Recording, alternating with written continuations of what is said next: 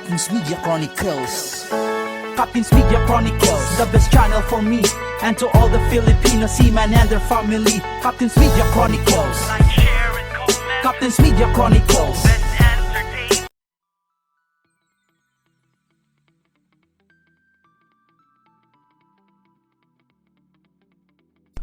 For every man and a woman, getting married are their most important wish. Everybody are dreaming of different wedding setup,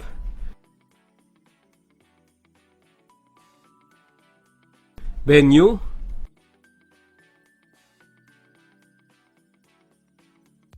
and ceremony.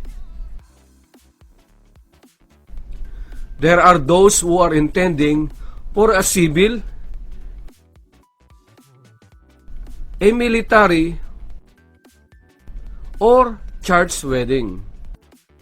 Either a simple or extravagant wedding. There are couples who have a different and unique ideas for their wedding, such as beach wedding,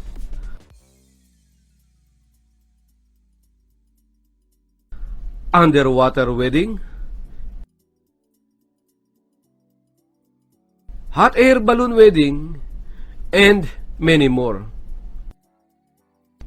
Of course, part of their plan is who will officiate their wedding. For a church wedding, depending on the religion of the couple, it is being officiated by a priest, an imam, a pastor, a rabbi, pandit, monk, etc. And for the civil wedding, it is being officiated by a judge, a city or municipal mayor, and by a consul. But many people are not aware of this. A captain of a merchant ship and commercial plane has the authority to officiate a wedding.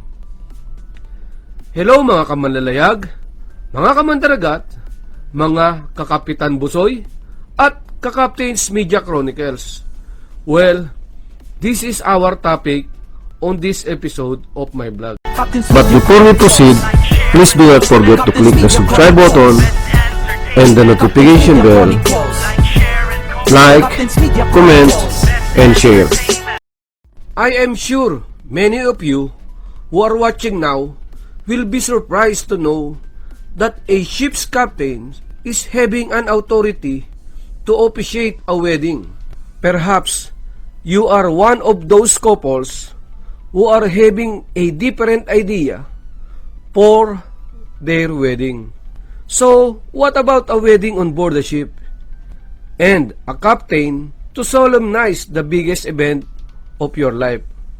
Well, this is something different. But before planning such thing, you have to finish watching this vlog first. Otherwise, your wedding and marriage will end up as a garbage. Because you have to ask first this question: is it true that the captains of the ship are really having an authority to officiate a wedding? Well, these are the answers. In the Philippines, under Article 7 of the Family Code of the Philippines, the following persons are authorized to solemnize marriage. Number 1, any incumbent member of the judiciary within the court's jurisdiction.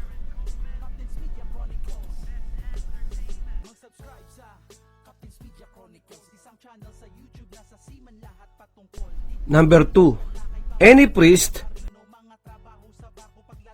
rabbi, imam, or minister of any church or religious sect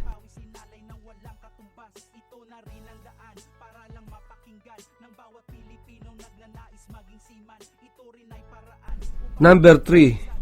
Any ship captain or airplane chief only in the case mentioned in Article 31. Number 4. Any military commander of a unit to which a chaplain is assigned.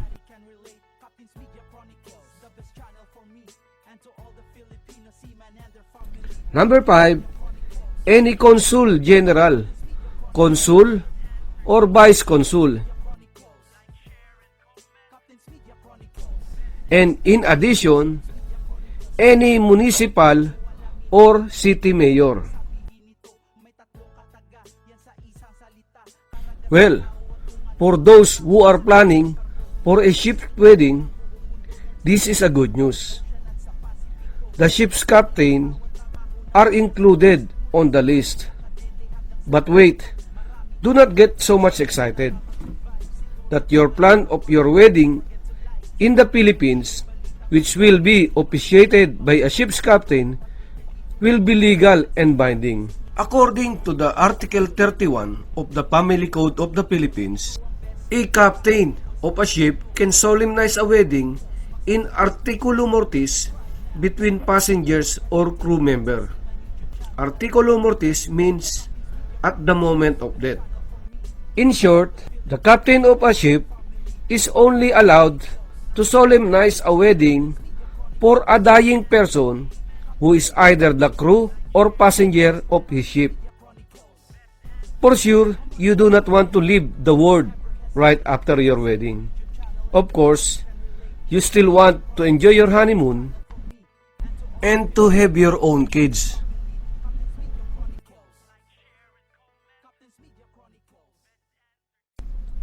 Unless the ship's captain is also having the qualification of being one of the following. Kapitan Busoy, idol ng Pinoy. Welcome lahat dito, seaman ka man o hindi.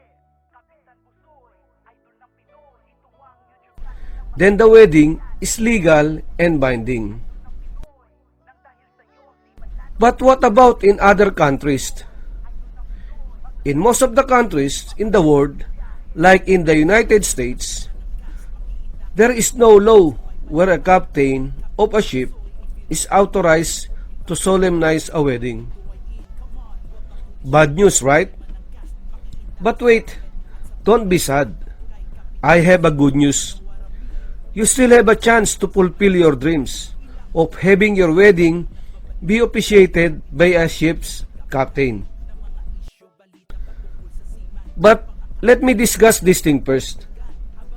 Under international law, every merchant ship must be registered with a country known as its flag state. Just like any person who was born and a citizen of any country. The country where a ship is registered is being pertained as the nationality. For example, a ship which is registered in Liberia, its nationality is Liberia, and it must fly the flag of Liberia. The nationality of a vessel is a technique to assign any ship or vessel to a certain national legal statute or jurisdiction of a concrete state under whose laws the vessel is registered or licensed. Now, here is the good news. There are countries wherein some ships are registered where the captains of the ships are having an authority to solemnize a wedding ceremony. Here are the few countries where the captain of the ships are authorized to solemnize a wedding ceremony. Number 1, Japan, but only if the couple are having a valid Japanese passport. But for the following countries, the captain of the ships are allowed to officiate a wedding at sea only, but not in port. Number 1, Bahamas. Number 2, Malta. Number 3, Bermuda. Well, now it is clear. It is a fact that a ship captain are allowed to solemnize a wedding, but with certain conditions. Be careful. Make sure that the ship you are intending to include on your plan is registered on these 4 countries. Otherwise, your marriage will be null and void. I told you I have a good news. These 3 countries are the answers to your wish. You just have to find a ship which is registered either in Bahamas, Malta, or Bermuda. But please do not include me as part of your plan. Yes, I am a ship captain, but the ship which is under my command is not registered on the 4 countries I had mentioned. You can just include me on your guest list. Thank you very much for watching, everyone. Come on, subscribe now. Don't you ever hesitate. It's a Seaman YouTube channel, everybody can relate. Captain's Media Chronicles, the best channel for me and to all the Filipino seamen and their family. Captain's Media Chronicles. Like, share, and comment. Captain's Media Chronicles.